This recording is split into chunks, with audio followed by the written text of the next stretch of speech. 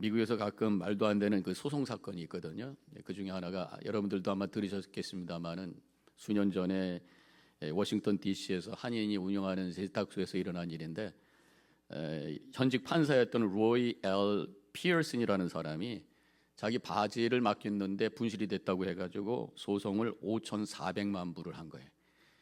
근데 잊어버린 것도 아니고 사실은 늦게 한 건데 내 거 아니라고 우기면서 왜 내 걸 잊어버렸냐고 하면서 옥신각신하다가 5,400만 달러.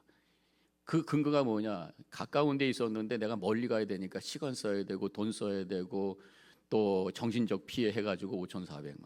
그래가지고 이게 전국적으로 우스꽝스러운 어떤 사건으로 보고가 되면서 세탁소 주인은 스트레스 받아가지고 문을 닫고 그 소송했던 그 판사는 다시 재임용해서 떨어졌고 변호사로도 일할 수 없는 그런 상황이 되었다. 그런 얘기가 있어요. 또 한 가지 웃긴 그런 소송 사건이 있는데 어떤 사람이 비싼 시가를 샀다고 그래요. 담배 말고 이렇게 큰 시가라는 게 있는데 그것을 사고 나서 화재 보험을 들었어요. 화재 보험을 듣고서 조금 있다가 돈도 한 번도 안 내고 보험 청구를 한 거예요. 자기가 다 피워놓고 화재가 나가지고 다 타서 없어졌다. 그래가지고 청구를 한 거예요. 보험회사가 이 말도 안 되고 자기가 피워놓고 불은 부르거든. 그래서 이제 옥신각신하다가 안 준 거예요. 안 준다. 그랬더니만 이제 이 사람이 법원에다가 또 컴플레인하고 고소를 했어요. 이제 법관을 이렇게 보니까 계약서에 화재보험이라고 해서 불은 불인데 이 불은 안 된다라는 교차항이 없기 때문에 줘야 된다 해가지고 15,000불을 주라 판결을 한 거예요. 그러니까 이제 그 보험회사가 약올랐거든요. 그러니까 보험회사가 경찰에다가 이 고소한 사람을 신고했어요. 보험이 든 물건을 일부러 태워버리고 보험을 타 먹었다 해서 형사 고발을 시켰어요. 근데 오히려 이 사람이 보험을 타 먹기 위해서 그 고소한 것에 가지고 법정에서 이렇게 자기가 증언했던 것이 형사처벌의 증거로 사용되면서 결국 24개월의 감옥행을 결정이 되고 말았어요. 그리고 모든 소송비를 그 사람이 다 내야 되는 상황이었죠. 15,000불 벌으려고 하다가 2년 동안 감옥에 있어야 되고 법정 소송 얼마나 많았겠어요. 그것도 제가 다 함부로 내는 그런 정말 큰 그런 불행한 결과를 가져왔다. 그런 얘기가 있어요. 제가 이 말씀을 드리는 것은 이스라엘 백성들이 지금 컴플레인하는 거예요. 일종의 소송도 컴플레인 아니겠어요? 성경에는 원망이라는 그런 표현이 나오고 있습니다. 원망은 어떤 대상을 향해서 컴플레인하는 것을 이제 원망이라고 그러니까 원망과 불평 다 비슷한 말씀이 아닌가, 비슷한 단어라고 생각할 수가 있어요. 이스라엘 백성들이 음식이 떨어졌다고 불평을 하고 있는 것이에요. 지금 출애굽의 하나님의 놀라운 역사와 홍해가 갈라지는 역사, 따라오고 있던 애국 군대가 다 몰살이 됨으로 말미암아 그들의 두려움이 사라진 큰 은혜를 체험했어요. 그래서 너무 감사해서 모세와 백성들이 함께 찬양을 하고 또 그 누이는 춤을 추면서 서고를 치면서 할렐루야 하나님을 찬양하고 나서 얼마 있다가 불평을 하고 있는 거죠.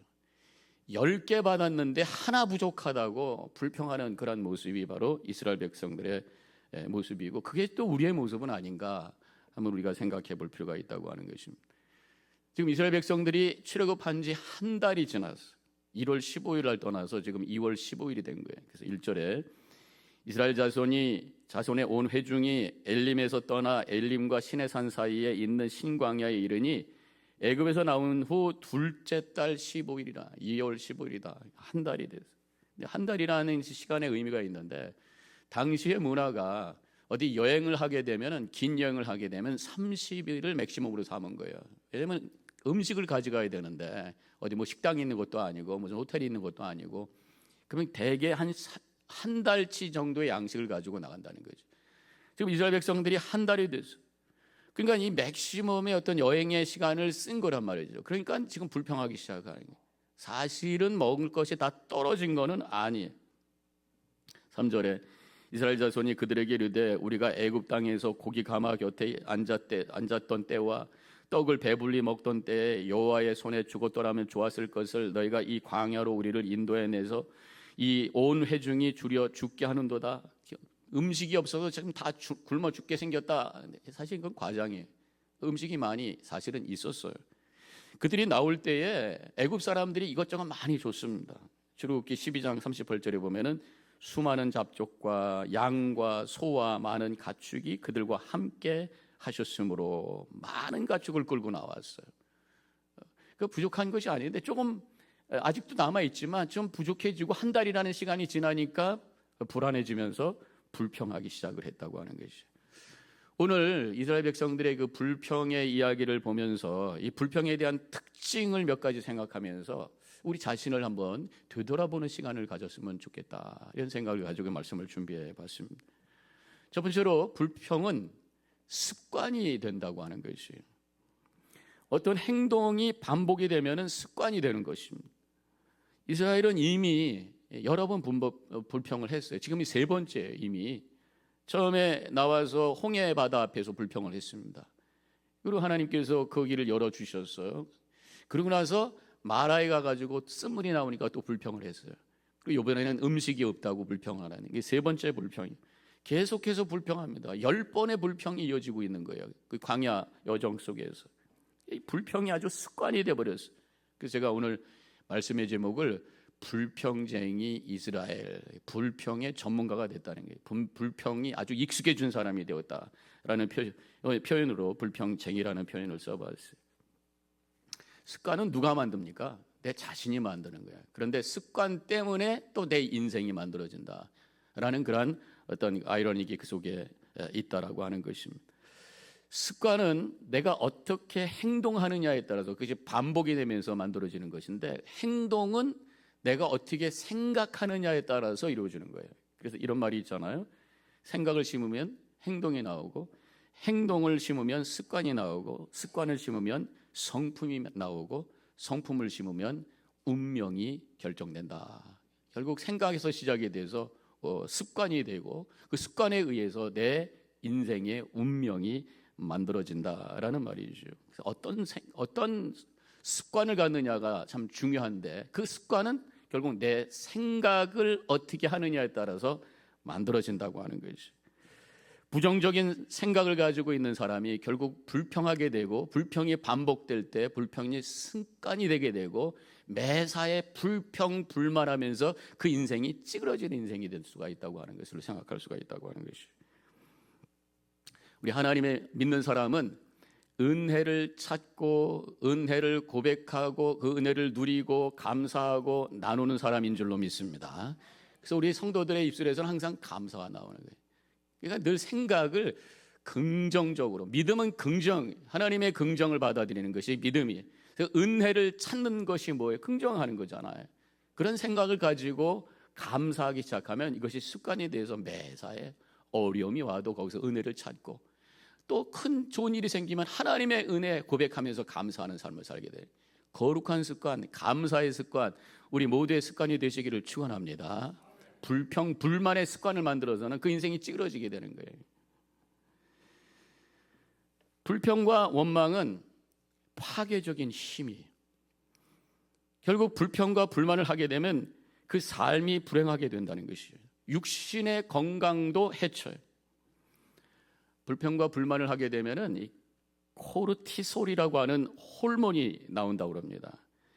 사람이 스트레스를 받을 때 나오는 호르몬이 바로 이 코르티솔인데, 아르칸소 주립대학에서 연구를 했는데, 회사나 가정에서 부정적인 생각을 자주 하는 편이다 응답한 사람들의 코르티솔 호르몬 분비량이 보통 사람들보다 2배가 많았다는 거예요. 그러니까 불평, 불만하고 부정적인 생각을 가지면 이 코르티솔이라고 하는 이 호르몬이 더 많이 나온다. 근데 이 호르몬 때문에 면역력이 떨어지고, 혈압이 높아지고, 심장병이 발병하고, 비만, 당뇨에 노출될 수 있는 확률이 훨씬 높아진다. 불평하면 결국은 자기 건강 해친다, 그런 말씀이에요. 결국 불평과 불만이라고 하는 것은 뇌까지 망가뜨릴 수 있어요. 이 뇌라고 하는 것이 그 스냅스라고 하는 게 있어가지고 이 신경 세포를 연결하는 기관이 있는데, 반복이 되면은 그 스냅스가 거기에 맞추어서 변한다는 거죠. 자꾸만 부정적인 말을 하고 불평하고 이렇게 하다 보면 뇌의 구조가 그쪽으로 변한다는 거예요. 습관이 돼버려서 굳어져 버려가지고 인생이 그렇게 간다고 하는 거죠. 그래서 불평불만은 내 뇌를 망가뜨리고 건강을 망가뜨리고 또 얼굴도 찌그러지게 만드는 거예요. 늘 짜증내고 불평불만하니까 얼굴이 편하겠어요? 화나겠어요? 어둡고 또 뭔가 불쾌한 얼굴이죠. 그렇게 되다 보면은 옆에 있는 사람들이 가까이 오기가 힘들어요. 관계도 어려워지고 자신을 오히려 망가뜨리는 결과를 가져온다고 하는 것입니다. 더 나아가서 이 불평불만할 때에 그 안에 영성이 깊어질 수가 없어요. 하나님이 들어갈 수 있는 자리가 그 자리에 있을 수가 없다고 하는 것입니다. 어떻게 불평하는 사람이 하나님의 은혜에 대한 감격이 있겠어요? 하나님의 은혜를 깨달은 자가 하나님의 임재를 체험하게 되고 그래서 감격 속에서 지금부터 시작되는 천국을 경험하면서 살아가는데 늘 부정적인 생각하고 입을 열어서 불평하는 자에게는 어떻게 하나님의 임재의 자리가 있겠냐 말이에요. 어떻게 깊은 영성이 만들어지겠냐는 거죠. 다시 한번 우리가 하나님의 은혜를 다시 한번 믿음으로 고백하면서 감사로 주님을 찬양함으로 말미암아 하나님의 임재가 있는 거룩한 예배의 삶을 살아가는 우리 성도님들 되시기를 축원합니다. 불평은 습관이 될 수가 있어요. 두 번째 특징은 불평은 사실을 왜곡합니다. 사실을 왜곡해요. 과거의 기억도 왜곡해요.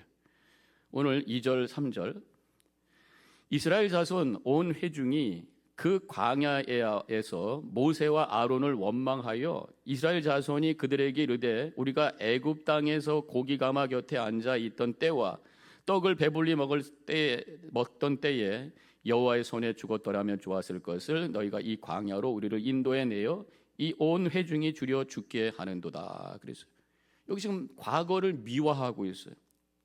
애굽에 있을 때 지금 보면은 고기 가마 곁에 앉아서 떡을 배불리 먹고 배부르고 등 따스고 아주 편안하게 행복하게 살았었던 것처럼 얘기를 하는데 실제로 그랬나요?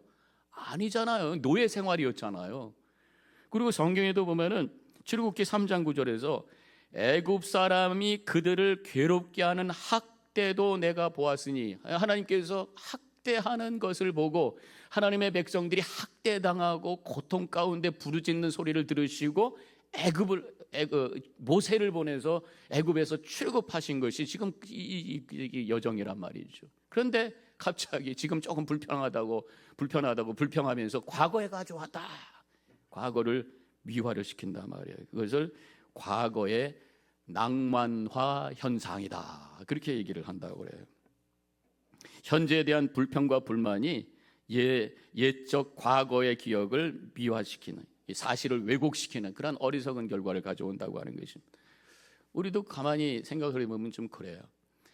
현세를 특별히 이제 우리가 나이가 들어가면서 옛날을 많이 추억하게 되잖아요. 요즘에는 세상이 이렇고 젊은 사람이 이렇고 그러면서 옛날이 좋았었는데 좋은 얘기 막 하는데 사실 냉철하게 생각하면 옛날에 좋아했던 것도 있지만 힘든 게 훨씬 더 많았던 것 같아요.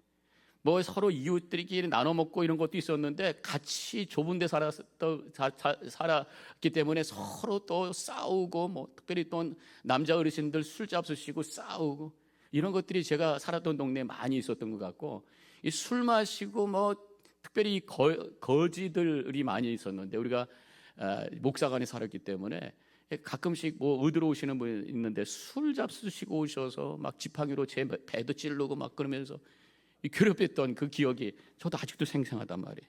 힘든 것들이 있는데 그건 다 잊어버리고 옛날이 좋았었는데 이 현재 조금 불만스러운 얘기하면서 옛날을 과거를 미화하는 그런 왜곡이 일어나게 된다는 것입니다. 왜 그런가? 왜 과거의 낭만화 현상이 일어나는가? 현재가 힘들면 마음이 힘들어요. 느끼잖아요. 미래가 잘 불확실하기 때문에 불안하잖아요. 이 느낌이 있어요. 근데 과거는 느낌은 사라지고 기억만 남습니다. 얼마든지 내가 그것을 미화할 수가 있는 그런 여유가 생긴다고 하는 거죠. 우리 믿음이라고 하는 것은 과거를 미화시키면서 그리워하는 것이 아니라 하나님이 주신 약속의 말씀을 붙들고 미래를 소망하는 것인 줄로 믿습니다. 미래를 향해서 말씀을 붙들고 여러 가지 지금 어려움이 있고 도전이 있을지라도 하나님이 나와 함께 하심으로 나에게 약속의 땅으로 이끌어 주실 줄로 믿습니다 하면서 담대하게 승리의 삶을 살아가는 우리 믿음의 여정을 걸어가는 성도님들 되시기를 축원합니다.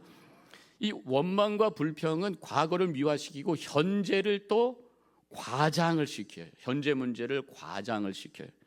3절 뒷부분에 보니까 너희가 이 광야로 우리를 인도해내어 온 회중이 줄여 죽게 하는구나. 이렇게 우리가 번역이 됐는데 영어로 또 읽어보면 NIV에 You have brought us out into this desert to starve this entire assembly to death. 이게 어떻게 해석하면 좋겠어요? 이 모든 회중을 굶어 죽이기 위하여 우리를 사막으로 데리고 나왔도다, 이렇게 해석도 할 수 있잖아요. 우리를 굶어 죽이려고 데리고 왔지 당신이, 이러면서 지금 원망한단 말이에요. 이 하나님께서 그 사람들, 지금 이스라엘 백성들이 애굽에서 종살이하고 노예 생활하는 것이 너무 비참하고, 그래서 하나님께서 그들을 구원해 주시고 새로운 땅을 향해서, 약속의 땅을 향해서 지금 이끌고 있는 과정인데 우리를 죽이려고 데리고 나왔다. 그러면서 이 하나님의 선한 뜻, 구원의 뜻을 왜곡시키고 과장하면서 지금 이렇게 불평하고 있는 모습을 여기서 보게 된다고 하는 것입니다. 사실은 그들이 가축들이 아직 남아 있었어요. 아까 말씀드렸지만, 그래서 애굽 사람들이 이것저것 많이 줬다라고 하는 것이 근거도 되지만, 그 다음 장에 창세기 17장에 보면은 또 물이 없어서 불평하는 말씀이 나옵니다. 지금 음식이 없다고 불평하는데 10장에 가서는 물이 없어서 불평을 해요. 3절에서 당신이 어찌하여 우리를 애굽에서 인도하여 내어서 우리와 우리 자녀와 우리 가축이 목말라 죽게 하느냐. 가축이 아직 있잖아요. 가축이 뭡니까? 음식이잖아요. 그런데 지금 불평하고 있다, 그런 말씀이에요. 현재 상황을 과장하고 왜곡하면서 불평하게 된다. 이 불평이라고 하는 것은 이렇게 왜곡을 하게 된다는 것입니다. 우리도 가만히 보면은 어떤 문제가 있을 때 문제를 점점 더 크게 과장하는 경향이 있어요. 이 말 표현에도 과장을 해요. 배고파요. 배고파 이렇게 하는데 배고파 죽겠다. 죽을 정도는 아닌데도 또 집에 들어갔는데 지저분해. 지저분하다 할 수 있는데 엉망진창이라고. 그게 무슨 진창까지 되겠어요. 근데 그렇게 막 과장을 한다 그런 말이에요.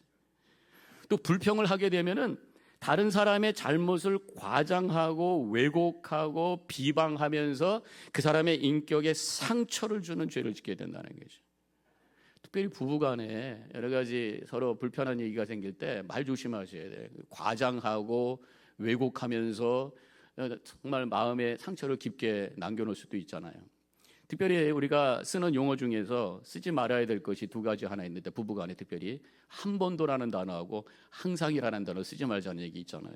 뭐 예를 들어서 당신은 나에게 한 번도 다정한 소리를 한 적이 없어. 어떻게 한 번도 안 했겠어? 한두 번은 했겠지. 예? 당신은 항상 자기가 원하는 대로 하는 거야. 어떻게 항상 했겠어? 한두 번은 또 와이프가 원하는 대로 해줬겠지.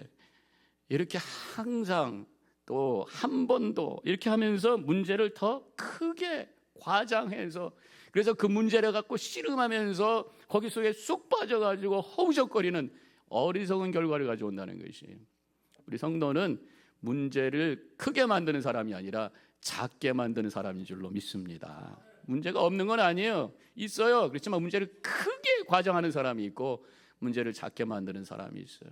하나님의 은혜를 고백하고 하나님의 주권과 역사하심을 고백하는 자는 문제를 작게 만들 때 그 문제를 잘 핸들해서 승리하여 하나님께 영광 돌리는 삶을 살게 되는 줄로 믿습니다. 마지막으로 한 가지 더, 불평은 하나님을 욕되게 하는 것이다 라는 것을 오늘 말씀을 통해서 깨닫게 돼요. 사람과 환경에 대해서 불평과 원망을 하는 것은 하나님의 은혜를 망각하는 정도를 뛰어넘어서 하나님을 향한 원망이다. 이게 오늘 본문에서 우리에게 말씀하고 있는 내용 중에 하나입니다.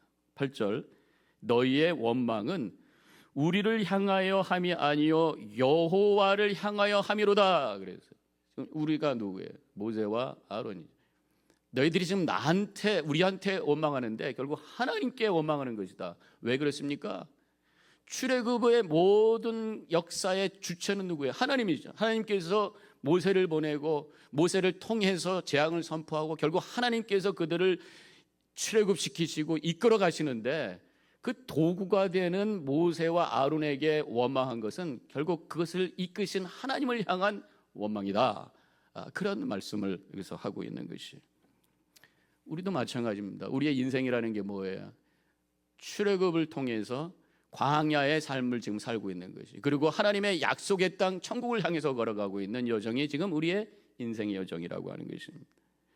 죽음과 죄의 자리에서 예수 그리스도를 통해서 우리를 풀어주셔서 하나님께서 약속하신 천국을 향해서 걸어가는 이 여정 속에 때로는 어려움도 있고 힘든 것도 있어요. 근데 그 힘든 것, 어려움을 불평한다면 하나님께서 우리의 인생의 여정을 이끌고 계신 그 하나님을 향한 불평이 될 수 있다는 말씀으로 이 말씀을 우리가 이해할 수가 있다고 하는 것이에요. 하나님께서는 우리에게 모든 것을 은혜로 주셨어요. 특별히 가족이야말로 하나님께서 주신 우리의 큰 선물이고 은혜인 줄로 믿습니다. 나의 아내, 나의 남편, 나의 부모님, 나의 자녀, 하나님이 주신 선물인 거예요. 그런데 우리가 때로는 그 귀한 선물을 향해서 불평하고 원망할 때가 있단 말이에요. 남편을 불평하고, 남편을 원망하고, 아내를 원망하고, 부모를 원망하고, 자녀들을 원망하고, 결국 그것은 하나님이 주신 선물인데 그렇다면 하나님을 향한 원망이 될 수 있다고 하는 말씀으로 이 말씀을 우리가 이해할 수가 있어요. 여자분들, 특별히 결혼하신 여자분들, 친한 친구들끼리 모이면 이런저런 얘기하다가 나중에 남편 흉보기 대회 뭐 이런 것도 막 하는 것 같아요. 그래서 막 남편 막 흉보. 그게 이제 본인의 어떤 스트레스를 푸는 거죠. 정말 뭐 의미가 있는 건 아니겠습니다만은 그래도 습관이 되는 분이 있는 것 같아요. 제가 어떤 글을 읽어보니까 자기가 젊었을 때 여자분이죠. 지인을 만나면 남편 흉보기가 취미였다는 거예요. 그래가지고 자기가 남편이 하도 대화가 안 되고 답답한 사람이라서 남편을 이렇게 표현했대요. 벽창호 같은 단세포 원시동물, 사람의 모습으로 한 아메바 문해축 뭐 이러면서 이런 인간이야. 그러면서 막 거품을 뿜으면서 얘기했다는 거예요. 근데 이제 나이가 들어서 이제 은퇴하고 남편이 집에 있는데 남성 호르몬이 이제 나오지 않다 보니까 뭐 사소한 거 서로 또 같이 또 소곤소곤 얘기도 하고 드라마도 보고 그러면서 요새는 행복합니다. 뭐 이렇게 얘기를 합니다. 어떤 부부가 외출을 했어요. 앞에 먼저 가던 남편이 무단 횡단을 한 거예요. 그때 트럭이 막 가다가 부딪힐 뻔했어요. 그러니까 트럭 운전사가 세워놓고 너무 화가 나가지고 문을 열더니 막 욕을 합니다. 이 바보 얼간이 멀간, 이 멍청이 얼간 머저리 쪼다야, 길 좀 똑바로 보고 다녀 소리를 질러요.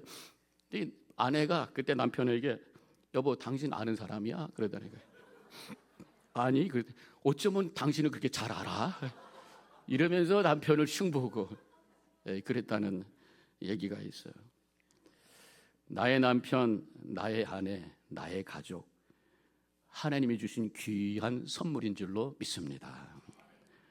원망하고 미워한다면, 욕한다면 하나님을 욕되게 하는 거라는 거죠. 하나님이 주셨는데 우리 성도도 마찬가지예요. 영적인 가족이 하나님께서 우리를 영적인 가족으로 만나게 해주셨어요. 서로 감사하면서 축복해야 될 관계인 줄로 믿습니다. 물론 때로는 나하고 이 캐릭터가 안 맞고 코드가 안 맞아가지고 불편한 분도 있을 수도 있어요. 하나님께서 사랑은 오래 참는 거라고 말씀하셨으니까 영적으로 깨어있으라고 나에게 주신 영적인 가족이구나 이러면서 우리가 그것을 잘 소화하고 나아갈 때에 하나님의 은혜가 우리의 삶 속에 흘러 넘치게 되는 줄로 믿습니다. 이렇게 인간은 불평하고 원망합니다. 이스라엘 백성들이 원망해요. 하나님을 욕되게 하고 있어요. 그런데 우리 하나님은 여전히 은혜로 응답하고 계십니다. 오늘 12절에 보니까 내가 이스라엘 자손의 원망함을 들었노라. 그들에게 말하여 이르기를 너희가 해질 때에는 고기를 먹고 아침에는 떡으로 배부르니 내가 여호와 너희의 하나님인 줄 알리라 하라 하시니라 그랬어요. 여전히 은혜로 함께 하시는, 지금 투정하고 불평불만하고 있는 이 이스라엘 백성들을 마치 자녀처럼 품어주시는 아버지의 마음, 그것이 우리 하나님이시. 하나님께서 여전히 은혜로 함께 하시는데 그 목적이 뭐냐? 12절 끝에 바로 내가 여호와 너희의 하나님인 줄 알리라 하라 그랬어요. 여전히 우리가 하나님의 뜻대로 제대로 살지 못하고 불평불만하면서 부족한 모습으로 살고 있지만 여전히 나를 은혜로 인도하시는 주님을 바라보며 주님은 나의 하나님 아버지이신 줄로 믿습니다. 좋으신 하나님이신 줄로 믿습니다. 고백하면서 주님을 찬양할 수 있는 우리 성도님들 되시기를 축원합니다. 오늘 말씀을 통해서 불평쟁이 이스라엘 백성을 보면서 행여나 내 속에 이런 모습은 없는가 한번 점검해 보세요. 불평과 불만은 습관이 될 수 있어요. 어리석은 자입니다. 불평과 원망은 과거를 왜곡하고 현재 어려움을 과장하면서 스스로 불행한 삶을 살게 할 수 있는 어리석은 모습이라고 하는 것입니다. 사람에 대한 원망이 하나님을 욕되게 할 수 있다고 하는 것을 생각하면서 주변에 있는 사람들을 축복하는 삶을 살아야 되겠어요. 그렇게 하기 위해서는 예배 때마다 하나님이 주신 은혜를 다시 한번 확인하고 감사하고 찬양하면서 은혜로 충만할 때에 나에게 주어진 모든 것을 통해서 하나님의 은혜를 깨닫게 되고 감사하며 찬양의 삶을 살게 되는 줄로 믿습니다. 오늘 성만찬을 통해서 다시 한번 하나님이 나에게 주신 큰 은혜를 고백하며 가슴 속에 영혼 속에 충만히 담으시고 감사로 찬양하는 복된 삶을 살아가시기를 주님의 이름으로 간절히 축원합니다. 기도하겠습니다. 잠깐 묵상 기도하겠습니다. 성만찬을 위해서 우리 자신을 되돌아보면서 회개하는 마음으로 기도하겠습니다.